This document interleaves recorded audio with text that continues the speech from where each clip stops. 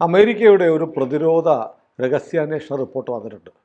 ദീർഘമായ റിപ്പോർട്ടാണ്. India, China, Pakistan ഇവയെക്കുറിച്ചൊക്കെ പറയുന്നുണ്ട്.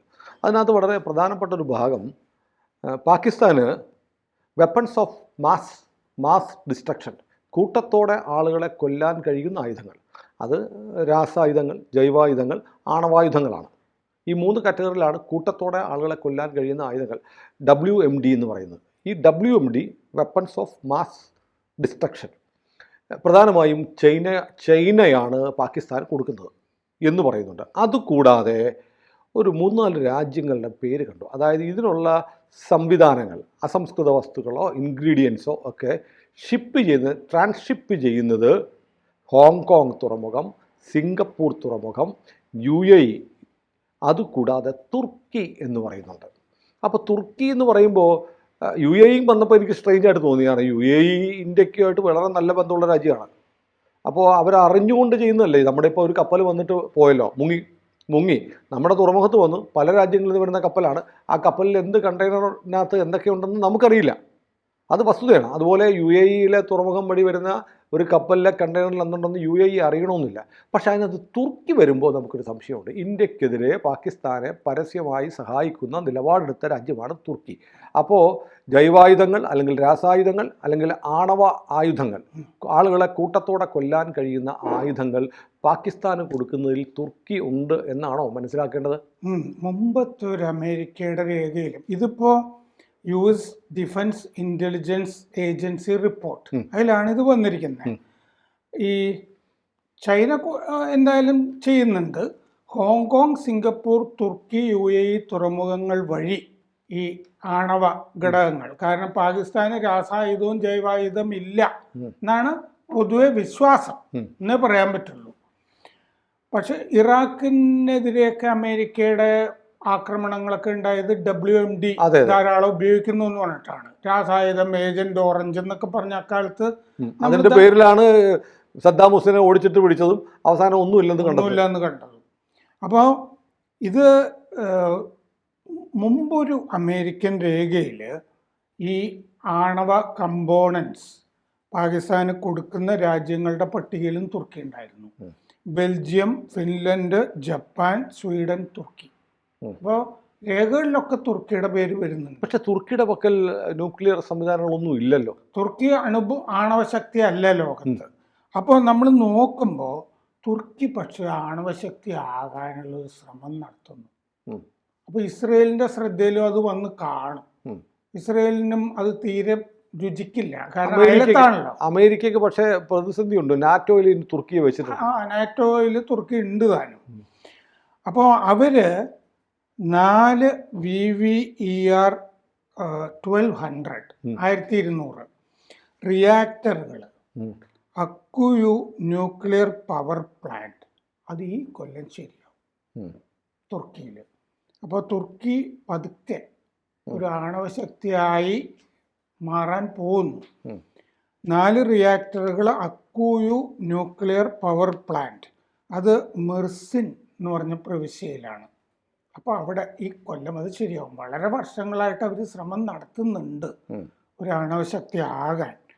അപ്പോൾ തുർക്കിയുടെ 10% വൈദ്യുതി ഇതിൽ നിന്നും തുർക്കിക്ക് ആവശ്യമുള്ളത് ഇതിൽ നിന്ന് ഉൽപ്പാദിപ്പിക്കും. 2010 റഷ്യയുമായിട്ട് കരാർ ഒപ്പിട്ടിരുന്നു ഈ കമ്പോണൻസ് ഒക്കെ കൊടുക്കാനും ഒക്കെ, ഈ ആണവ റിയാക്ടറുകൾക്കൊക്കെ വേണ്ടി.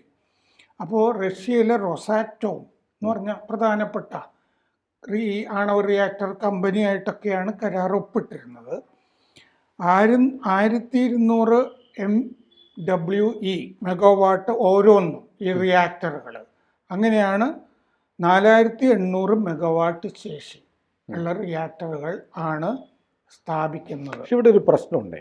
അതായത് തുർക്കി നാറ്റോയിൽ അംഗമാണ്, നാറ്റോ അംഗത്വമുള്ള പണ്ട് മുതലേ ഉള്ള രാജ്യമാണ്. അപ്പം നാറ്റോ രാജ്യങ്ങളുടെ തലപ്പത്തിരിക്കുന്ന അല്ലെങ്കിൽ നയിക്കുന്ന അമേരിക്ക റഷ്യയുമായി പരമ്പരാഗത വൈരത്തിലുമാണ്. അപ്പോൾ തുർക്കി പോയി റഷ്യയുമായി കരാറുണ്ടാക്കുന്നു, ന്യൂക്ലിയർ കരാറുണ്ടാക്കുന്നു. S-400 അവർ വാങ്ങിയിട്ടുണ്ടെന്നോ വാങ്ങാൻ പോകുന്നോ. അപ്പോൾ അതെങ്ങനെ സാധ്യമാകും? അമേരിക്കയുടെ പക്ഷത്തുള്ള സൈനിക സഖ്യത്തിലെ അംഗമായ തുർക്കിക്ക് എങ്ങനെ അമേരിക്കയുടെ ശത്രുപക്ഷത്തുള്ള റഷ്യയുമായി കരാർ ഏർപ്പെടാൻ പറ്റും? വളരെ കാലമായിട്ട് ഈ തുർക്കിയും അമേരിക്കയിലും അത്ര സുഖത്തിലല്ല. ഇത് നമ്മൾ ചർച്ച ചെയ്യുമ്പോഴും ഞാൻ പറയാറുണ്ട്. കാരണം അമേരിക്ക പ്രധാനമായിട്ട് ഈ ഒക്ടോബർ 7-ന് ശേഷം അമേരിക്കക്കെതിരെ ധാരാളം പ്രക്ഷോഭങ്ങൾ തുർക്കിയുടെ അകത്ത് നടന്നു വരുന്നുണ്ട്. തുർക്കിയുടെ ഡിസൈനൊക്കെ വേറെയാണ്. അവർക്ക് ഖലീഫയാവുക എർദോഗാന്റെ ലക്ഷ്യത. അവര് മറ്റേ റഷ്യയുമായിട്ട് എത്രയോ കാലമായി ഇസ്ലാമിക ലോകത്തിന്റെ തലവനാകാനാണ് എർദോഗൻ ശ്രമിക്കുന്നത്. അതെ. അപ്പോൾ ഈ മേഖലയിൽ നാറ്റോയിൽ ഇത് കിടന്നോട്ടെ എന്ന് പറഞ്ഞിട്ട് അമേരിക്ക വെച്ചുകൊണ്ടിരിക്കുന്നു. ഇപ്പോഴത്തെ ശ്രമം എന്താണ്? ട്രംപും പുടിനും കൂടി നാറ്റോ പൊളിക്കാനുള്ള ശ്രമങ്ങളാണ് നടന്നുകൊണ്ടിരിക്കുന്നത്. കാരണം എന്താണെന്ന് വെച്ച് കഴിഞ്ഞാൽ യൂറോപ്യൻ ഈ രാജ്യങ്ങളെ ഇനിയിപ്പോ ഈ സംരക്ഷിക്കേണ്ട ഉത്തരവാദിത്വം ഒന്നുമില്ല എന്ന് പറഞ്ഞിട്ടുണ്ട്. അപ്പോൾ റഷ്യ ഏതെങ്കിലും ഒരു രാജ്യത്തിനെയൊക്കെ ചൊറിയാൻ പോവുകയാണെങ്കിൽ ഇനി അമേരിക്ക മിണ്ടാനൊന്നും പോകുന്നില്ല യൂറോപ്പില്. അതുകൊണ്ടാണ് പോളണ്ട് സ്വന്തം നിലയ്ക്ക് ശക്തി ആർജിക്കണം എന്ന് പറഞ്ഞിട്ട് ഇപ്പൊ ഇന്ത്യയിലൊക്കെ വന്ന ആയുധങ്ങളൊക്കെ മേടിച്ചുകൊണ്ട് പോകുന്നത്. കാരണം നാറ്റോ രാജ്യങ്ങൾ 32 രാജ്യങ്ങൾ, ഒരു രാജ്യത്തിന് പോലും GDP-യുടെ 2% ആയുധം മേടിച്ചിരുന്നില്ല അവര്. കാരണം മറ്റേ അമേരിക്കയായിട്ട് കരാറുണ്ട്, എന്ത് പ്രശ്നം വന്നാലും അമേരിക്ക എടുത്തോളം എന്ന് കരുതിയിരുന്നു. അതിൽ നിന്ന് പിന്മാറിയിട്ട് അതാണ് യൂറോപ്യൻ കൗൺസിലിൻ്റെ വലിയ 10-24 അംഗ പ്രതിനിധി സംഘം ഇന്ത്യയിൽ ഒരു 2 മാസം മുമ്പ് വന്നത്. കാരണം ആ രാജ്യങ്ങളെല്ലാം ഇന്ത്യയിൽ നിന്നു കൂടി ആയുധങ്ങൾ വാങ്ങി തന്നെ സൈനിക ശക്തികൾ ആകാൻ പോവുകയാണ്. ഇപ്പോൾ ഫിൻലൻഡിൻ്റെ അതിർത്തിയിൽ റഷ്യ സേനാസന്നാഹം ഉയർത്തുന്നു എന്ന് പറയുന്നതും ഈ നാറ്റോ പൊളിക്കാനുള്ള പരിപാടിയായിട്ടാണ് റിപ്പോർട്ടുകളിൽ കാണുന്നത്. അപ്പോൾ ട്രംപിന് ഇനി എന്തായാലും നാറ്റോയിൽ താല്പര്യമില്ല. അപ്പോൾ തുർക്കിക്കും തുർക്കിയുടേതായിട്ടുള്ള നിലപാടുകളുമായിട്ടും പോകാം, റഷ്യയുമായിട്ടുള്ള അതിൻ്റെ ബന്ധമൊക്കെ തുടരുകയും ചെയ്യാം. അപ്പോൾ റൊസാറ്റോമുമായിട്ട് കരാറ് ഒപ്പിട്ടിട്ടുണ്ട്, സഹായം കിട്ടിക്കാണും. ഇതിന് $20 ബില്യൺ ചെലവ് വന്നിരിക്കുന്നത് എന്ന് പറയുമ്പോൾ 17,342 കോടി രൂപ, 18,000 കോടി രൂപ എന്ന് വിചാരിക്കാം ഈ പ്ലാന്റ് സ്ഥാപിച്ചിരിക്കുന്നത്. ഒരു ആണവ പ്ലാന്റ് എന്തായാലും തുർക്കിയിൽ ഈ വർഷം അവസാനമാകുമ്പോഴേക്കും റെഡി ആയിരിക്കും. പിന്നെ അവർക്ക് വേറെയും പ്ലാൻ ഉണ്ട്. ഈ ഒരെണ്ണം കൊണ്ട് നിർത്താൻ ഉദ്ദേശിക്കുന്നില്ല തുർക്കി. കരിങ്കടൽ തീരത്തെ സിനോപ്പ് അവിടെ ഒരു ആണവ പ്ലാന്റിന് ഉദ്ദേശമുണ്ട്. ചൈനയും റഷ്യയും സൗത്ത് കൊറിയയും സഹായിക്കാം എന്ന് പറഞ്ഞിട്ടുണ്ട്. എന്ന് പറഞ്ഞാൽ അമേരിക്ക വിരുദ്ധമാണ്. അതാണ് അതിൻ്റെ അകത്ത് റഷ്യ വീണ്ടും വന്നിരിക്കുന്നു. അതിൻ്റെ അകത്ത് ചൈനയുണ്ട്, സൗത്ത് കൊറിയ ഉണ്ട്. അതെ, അപ്പൊ അങ്ങനെ വന്നിരിക്കുന്നു. ട്രംപ് പക്ഷേ തുർക്കിക്കെതിരെ ഒന്നും പറഞ്ഞു കാണുന്നില്ല, ഒന്നും പറയുന്നില്ല. ഈ മേഖലയിൽ തുർക്കി നിലനിന്നോട്ടെ എന്നുള്ള ഒരു വിചാരം ഉണ്ടെന്ന് പറയുന്നത്. മിസൈലുകൾ കൊടുത്ത് സഹായിക്കുന്നുണ്ട്, അവർ ആയുധ വിപണിയായിട്ട് ഉപയോഗിക്കുന്നുണ്ട്. പിന്നെ ഇഗ്നേത എന്ന് പറഞ്ഞ സ്ഥലത്ത് ആണവ പ്ലാന്റ് സ്ഥാപിക്കാൻ സഹായിക്കുന്നത് അമേരിക്കയിലെ വെസ്റ്റിംഗ് ഹൗസ് ആണ്. വെസ്റ്റിംഗ് ഹൗസ് ഒരു പ്രധാനപ്പെട്ട ഈ വക കാര്യങ്ങൾ ചെയ്തു കൊടുക്കുന്നതാണ്. സൗത്ത് ആഫ്രിക്കയ്ക്ക് അവർ ചെയ്യാൻ പോകുന്നു എന്ന് പറയുമ്പോഴാണ് ബൈഡന്റെ കാലത്ത് ഉപരോധമൊക്കെ വന്നത്. ആ ആഗോള ടെൻഡർ അവർ വിളിക്കുമ്പോൾ വെസ്റ്റിംഗ് ഹൗസും ഒക്കെ അതിന്. പക്ഷേ ഇത് ഏത് തരത്തിൽ? അപ്പോൾ പിന്നെ ആഗോള കരാറ് വിളിച്ചിട്ട് അമേരിക്കയെ ഒഴിവാക്കിയിട്ട് റഷ്യയുടെ കയ്യിൽ നിന്നൊക്കെ മേടിക്കാമെന്ന് സൗത്ത് ആഫ്രിക്ക തീരുമാനിക്കുന്ന ഒരു അവസ്ഥയൊക്കെ ഉണ്ട്. അപ്പോൾ തുർക്കി ഇതിൻ്റെ അകത്തൊരു പ്രധാനപ്പെട്ട പ്ലെയറായിട്ട് ഇപ്പം നിൽക്കുന്നുണ്ട്. അപ്പോൾ തുർക്കിക്ക് വേറെ ഏതൊരു രാജ്യം കൊടുത്തിട്ട് അത് പാകിസ്ഥാനിലേക്ക് ന്യൂക്ലിയർ ശേഷിയുള്ള ആയിരിക്കണമല്ലോ. അപ്പോൾ തുർക്കിയെ സഹായിക്കുന്നതായിട്ട് നമ്മൾ ഇതിൽ കാണുന്നത് ചൈന, റഷ്യ, സൗത്ത് കൊറിയ തുടങ്ങിയ രാജ്യങ്ങളാണ്. അത് വലിയ വിരോധാഭാസമാണ്. ഇനി റഷ്യയാണ് സഹായിക്കുന്നതെങ്കിൽ റഷ്യയുടെ ഏറ്റവും വലിയ സൗഹൃദ രാജ്യമാണ് ഇന്ത്യ. ഇന്ത്യക്കെതിരെയുള്ള സാധനം റഷ്യ തുർക്കിക്ക് കൊടുത്തിട്ട് തുർക്കി വഴി പാകിസ്ഥാനിൽ വന്ന് ഇന്ത്യക്കെതിരെ വരുന്നു എന്ന് പറഞ്ഞാൽ, റഷ്യ ആണെങ്കിൽ, ചൈനയാണെങ്കിൽ പിന്നെ കുഴപ്പമില്ല. റഷ്യ ആണെങ്കിൽ എനിക്ക് പിന്നെ റഷ്യയെ തള്ളിക്കളയാനൊന്നും പറ്റില്ല. റഷ്യയും ആകാം, കാരണം എല്ലാം കച്ചവടമല്ലേ, എല്ലാം കച്ചവടമാണ്. പിന്നെ സൗത്ത് കൊറിയ, ചിലപ്പോൾ സൗത്ത് കൊറിയ ചെയ്യുമോ എന്നുള്ള കാര്യത്തിൽ സംശയമുള്ളൂ. ചൈനയും റഷ്യയും ഒക്കെ ചെയ്യാം. അപ്പോൾ സൗത്ത് കൊറിയക്ക് എന്താ ചെയ്താലും അതെ, അതെന്താ നേരിട്ട് കൊടുക്കുമ്പോഴാണല്ലോ ഈ പ്രശ്നമുള്ളത്. അതാണ് ഈ തുറമുഖങ്ങൾ വഴി വരുന്നു എന്നുള്ളത് അമേരിക്ക പറഞ്ഞിരിക്കുന്നത്. അമേരിക്കയുടെ റിപ്പോർട്ടിൽ അമേരിക്ക റിപ്പോർട്ട് കൊണ്ട് ഉദ്ദേശിക്കുന്നത് എന്താണ്? മക്കളെ ഞങ്ങൾക്ക് ഈ വിവരമൊക്കെ അറിയാമെന്നാണല്ലോ. ചൈന ആയാലും കൊള്ളാം, റഷ്യ ആയാലും കൊള്ളാം, ഇതൊക്കെ കാണുന്നുണ്ട്, ചേട്ടൻ ഇതെല്ലാം കാണുന്നുണ്ട്. പക്ഷേ തുർക്കിയുടെ ഒരു കാര്യമാണ് നോക്കുന്നത്.